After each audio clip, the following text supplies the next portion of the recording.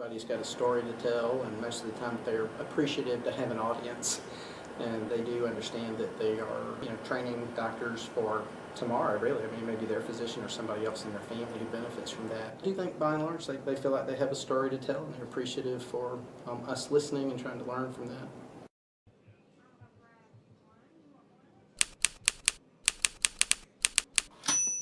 Patients in the clinic have been pretty open, and I think they're happy to have someone who doesn't have a time crunch to actually listen to their whole story.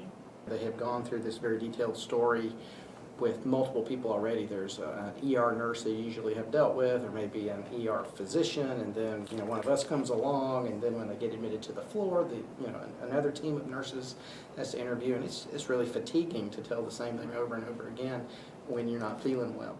Some patients, they're just so miserable, they really don't want to tell the same story again. So to have to go through everything from why they're here today, what sort of past medical history they've had, all their allergies, social history, everything, it's just very tiring, and they're not feeling good anyway. So I don't blame them at all. There are some patients that get a little uneasy, like, oh God, I'm in here with just a student, like what are they going to do now? And then there are patients that they just continue the conversation like nothing happened. And may even tell you something that they didn't necessarily want to tell the physician because there was a little discomfort with them. They felt just a little too vulnerable or whatever the case may be, and they end up telling you.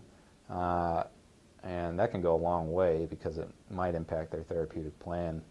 I haven't had too many experiences where the preceptor is in the room. For this third year, I've actually been sent into the room on my own most of the time. This is the 7th or 8th time today I've had to tell this story. After 12 hours of this, yeah, it gets a little bothersome, but yeah, I mean, I expect it because they all got to know the whole history so they can come up with their own diagnosis. Whether they're a med student or have been practicing for a while, I don't hold back information.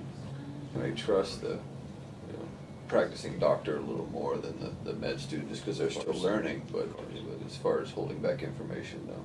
Yeah, that comfort or that trust has been established. They already know this person. They've seen them once during their care, then maybe it's day 2 on follow-up. And again, many times the students are hours ahead of the attendings in terms of getting to people. So it actually, patients feel like they're being attended to. And so for us, I think it may help us bridge some of that gap in time where they're waiting to see somebody. Patients absolutely have to be open to talking to you as a student, and if they are, it makes the interview that much easier. There's also been some experiences that patient didn't want to have anything to do with the student, and so all you can do is, ultimately it's the patient's right to whatever they want, pretty much. So they, if they refuse to talk to the medical student, they refuse to talk to the medical student, and you can certainly try, but in the end, it's only what they want that matters.